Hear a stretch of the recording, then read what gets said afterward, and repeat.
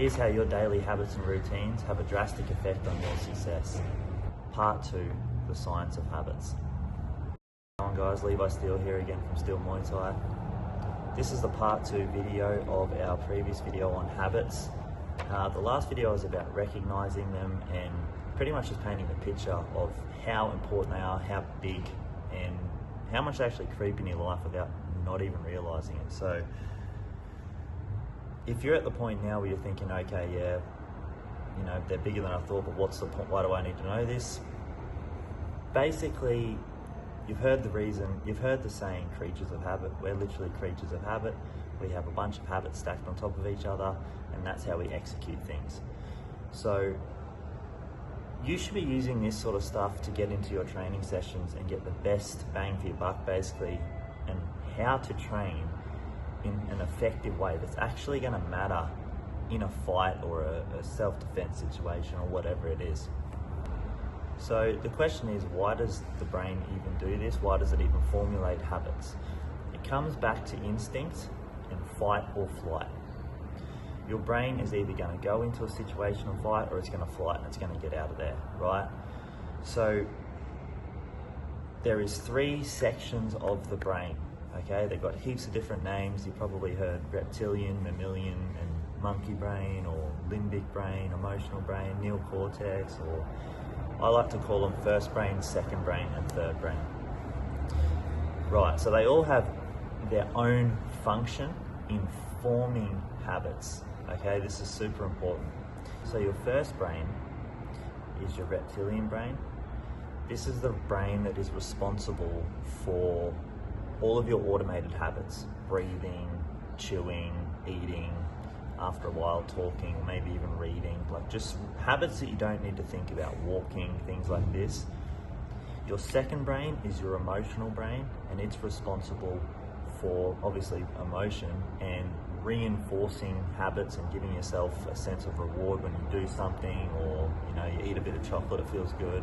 So that's your second brain, your emotional brain. And your third brain is your thinking brain, or your neocortex, or some call it monkey brain. This is the brain responsible for all your effort, basically, and your cognitive function, your planning, your conscious thinking. So this is the biggest brain. It requires a lot of effort to use this brain.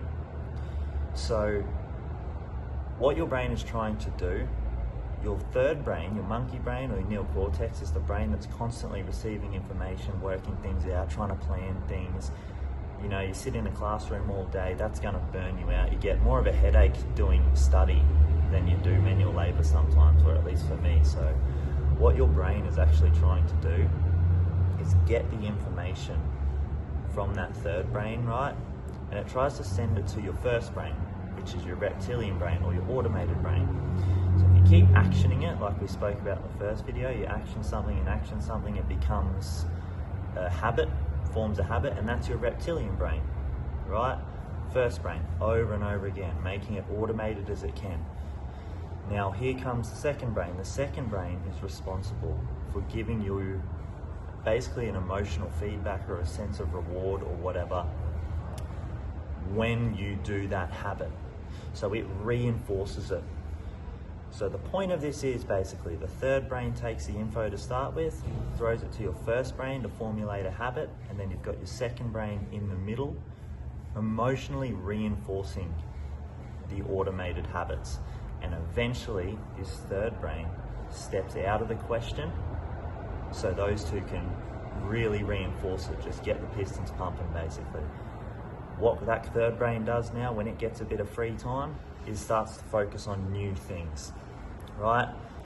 So this is why you get people that fall into bad habits or things like this, because your brain would rather send that information into those habits, even if it's bad, like smoking cigarettes or something, or doing a bad habit.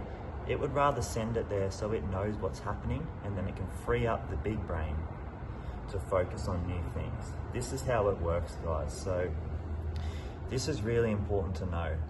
Now your brain does this basically because of fight or flight, right? if your brain, it's a primal instinct for your brain to do this into those first two brains so it can operate just automatically, right? Because then that leaves your third brain free to sense for danger or whatever. So how does that work in a fight scenario? So I mentioned fight or flight. I get a lot of people coming into the gym and they'll say, oh, what do I do in this particular situation to defend myself? Or if he comes at me, what if I... The answer is so broad, you can't just say, oh, this is how you defend yourself, other than like distance or running away or something. But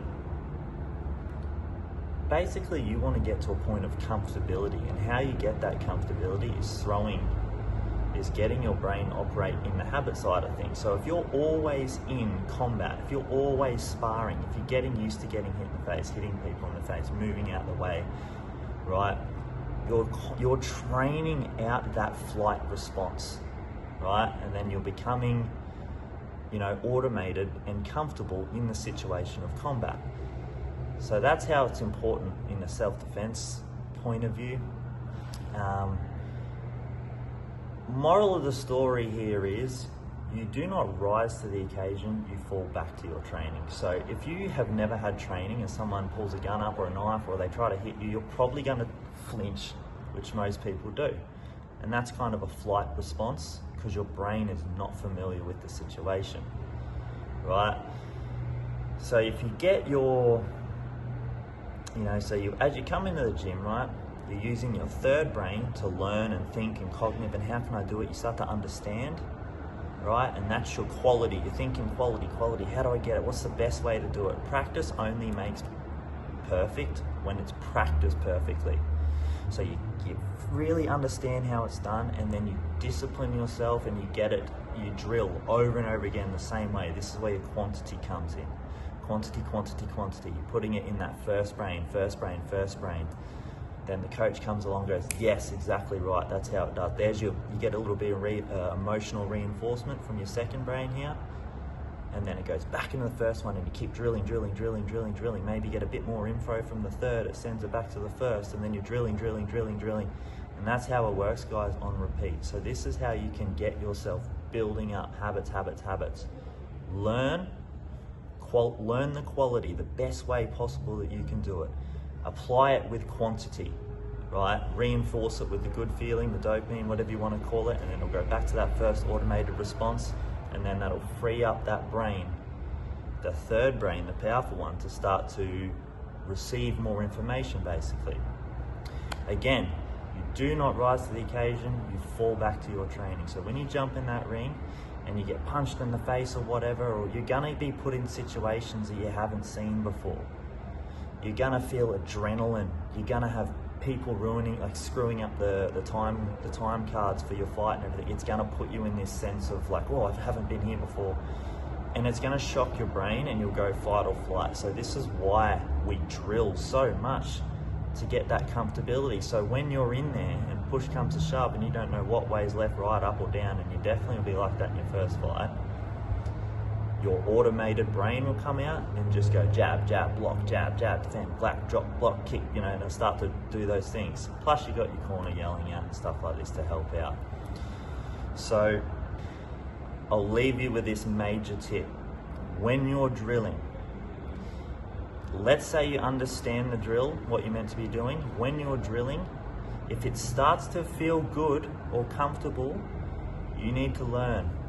Is it comfortable because you're doing it correctly? Or is it comfortable because you're falling back into the bad habit? That's the fight you got to make, and you need that third brain to know what's right and wrong, or how you should be drilling. That's pretty much it, guys. So here's 3 books that's going to help you if you really want to dive into this, guys. Atomic Habits is the first one. The Power of Habit is the second one. And the third one is Thinking Fast and Slow, which is a real deep, long book, but so worth it, guys. Cheers for watching. Don't forget to like and subscribe.